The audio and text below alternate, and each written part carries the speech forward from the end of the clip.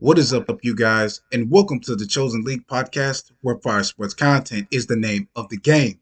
I am your host, Devin. Make sure you guys like, comment, subscribe, hit that notification bell so you can be notified every time I upload an episode. Breaking news. This is from Yahoo Sports. The Miami Dolphins continued their rebuild Tuesday, moving on from star wide receiver Jaylen Waddle in a blockbuster trade with the Denver Broncos. The Broncos will receive Waddle in Miami's 2026 fourth round pick, while the Dolphins will receive Denver's 2026 first round pick, as well as their 2026 third and fourth round picks.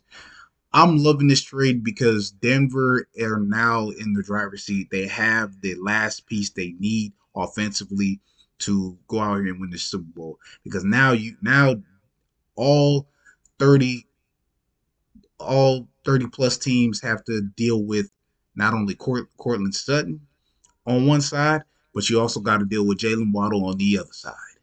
And it's just that simple. Question for discussion: Are the Broncos Super Bowl contenders after acquiring Jaylen Waddle? Let me know in the comment section what you guys think. In my personal opinion, yes, they are Super Bowl contenders. Period. They got the last piece that they really needed. And speaking of Jaylen Waddle, last year his stats: 910 yards, 664 receptions. And also, Jaylen Waddle spoke about his role on the Denver Broncos, and he said, "I don't think there are number ones. Everyone is here to make plays and try to win," he said Wednesday. That's ultimately the goal for the team and for the organization. "I think over time, I got a chance to play all over the place," Waddle said. "So I think that helps, just knowing the offense inside and out, being able to put me in different spots. I think that's always helpful, just being able to go around and play different positions." You need a guy like a Jaylen Waddle who has these two strengths: versatility and playmaking ability. I'll say that again: versatility and playmaking ability. If you go back and look at Jaylen Waddle when he's with the Dolphins,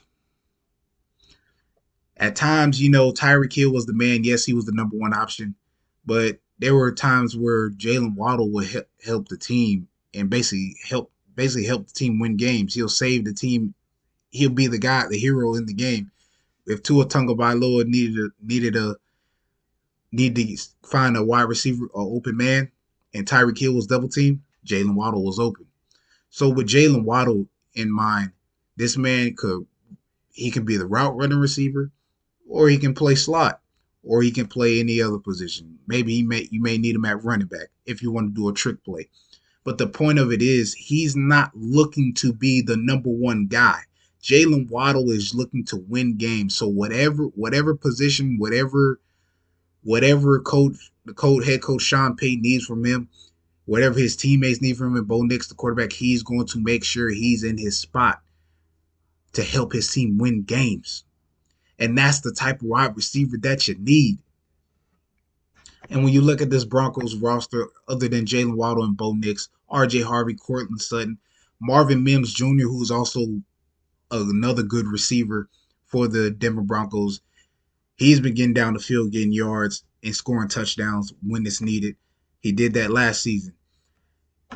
And last thing I want to cover, the Broncos last season, they were 14-3.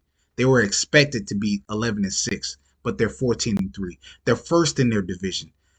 They beat the Buffalo Bills in the first round of the playoffs, only to go to the conference championship and lose to the Patriots. I felt like that last year, Broncos should have been in the Super Bowl, but due to that fourth quarter injury with Bo Nix, hey, it is what it is. You can't avoid injuries. It just happens.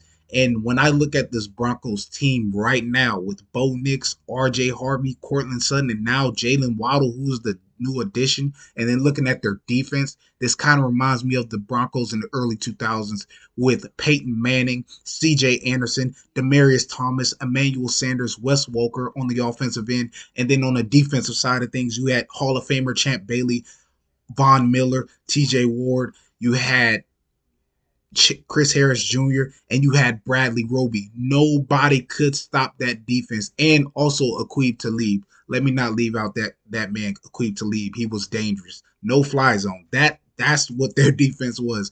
If you really thought you was going to get a deep pass down the field as a quarterback, whether you was a Tom Brady, whether you was a Ben Roethlisberger, whether you was a Joe Flacco, nah, you wasn't getting down the field on that secondary. You just wasn't. Because the Aqib Talib was coming down to help, or Chris Harris Jr. was going to get you to the spot. So when I look at this Denver Broncos team, they are going to be even more scary. Hey, that first getting Sean Payton in there. Sean Payton is making moves. He's making adjustments because they finna go on that. They finna go on a run in the playoffs. And this season coming up, they going to the Super Bowl. I believe the Broncos are the front runners for the Super Bowl. Seattle Seahawks, they had they run. They dismantled that team, getting rid of Kenneth Walker and getting rid of other players. I don't think Seattle would repeat. They could. They have an opportunity to, but are they going to? Is the question. But anyways, that is all for today's episode. Once again, like, comment, subscribe, hit that notification bell so you can be notified every time I upload an episode. I'm Devin, and I'm signing off.